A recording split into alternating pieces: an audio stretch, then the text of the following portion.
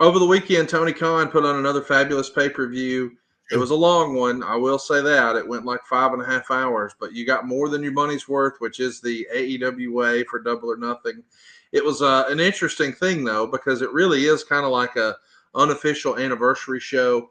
I know this one was in Glendale, Arizona, but the very first one was 6 years ago this past weekend.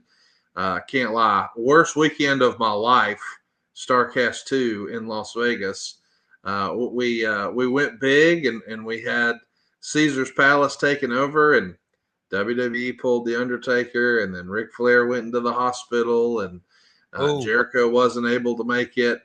So I had multiple cancellations, which were less than ideal, and it was a stressful weekend for me. But what a huge moment. 2019.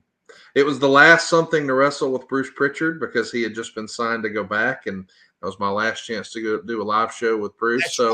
That's right. A bittersweet weekend, a big weekend, a lot of fun.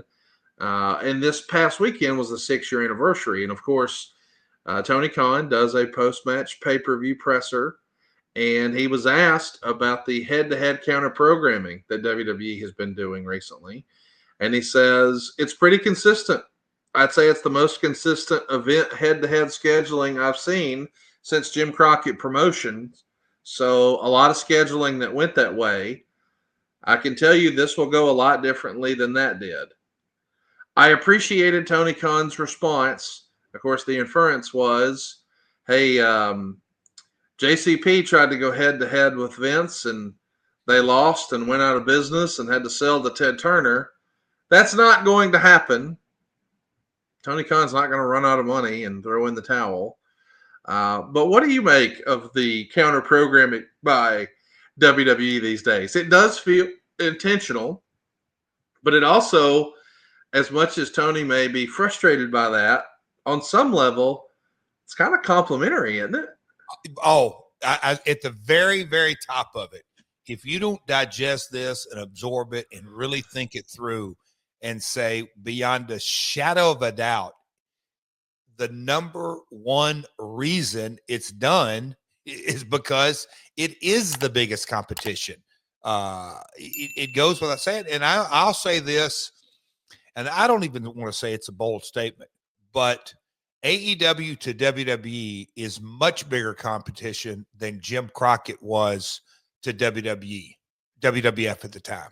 I truly believe that in multiple scenarios, and just when you really look at that battle, if you will, the vision, because Vince had the vision of national and went national and thought national.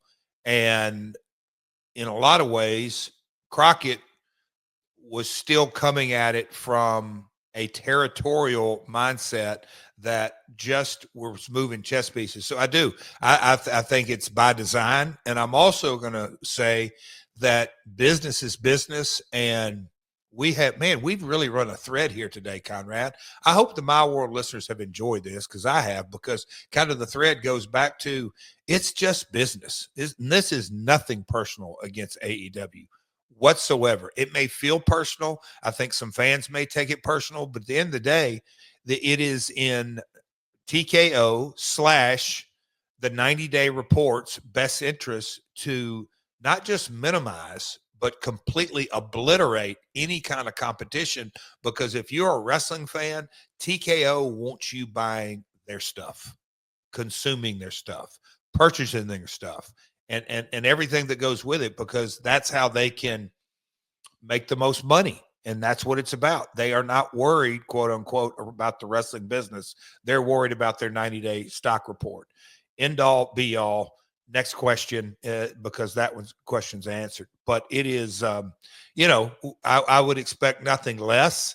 It's of the mindset, and that's where from Ari Emanuel on down, their mindset is be the only game in town, period. I just think that they don't quite know the history of the wrestling industry. And yes, it is a niche, and that's, there's a reason it's a niche. You better know the ins and outs of this industry. And it all starts, at the end of the day, it all starts with the talent. We're live here with Jeff, so if you guys have a question, we want you to keep those coming. Rajiv says, does not having a match for the actual championship on a PLE make that event feel less than? I'm curious about Jeff's takes on this, since Double or Nothing and now Money in the Bank won't have one. Of course, the Money in the Bank match is going to have Jey Uso and John Cena in a tag match. So the men's world title, no matter which belt you're following, is going to be on the line. And of course, we know on the AEW side of things, Jon Moxley was involved in the Anarchy in the Arena match. So we did have our main event, which determines who gets a shot for that belt. But that belt was not defended on the pay-per-view. So this is just a philosophy question, I guess, in general, Jeff. I know that you always are quick to remind us that, so creative is subjective. But when you think about putting together a big time wrestling card, at any point in history, do you feel like to make it feel special or larger than life, it needs to have the title match on the line? I think about one of those iconic SummerSlams. You had Hulk Hogan teaming with Brutus the Barber Beefcake. I mean, so that was a tag match main event, and I know they did that a lot at SummerSlam, but where do you land on that? Does the title need to be online or on the line for it to feel like a premium live event, or can it still feel special without a championship fight? Well, what's special? What's premium? What do you denote as the big one? For us, I believe Globe Life is going to be the big one.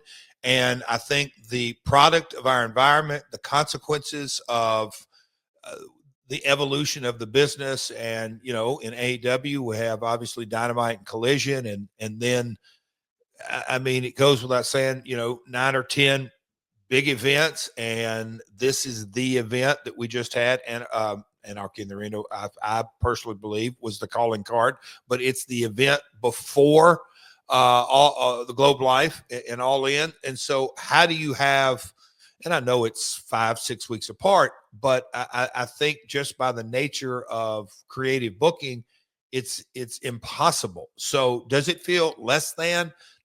It doesn't have to. I think the simple answer, it doesn't have to.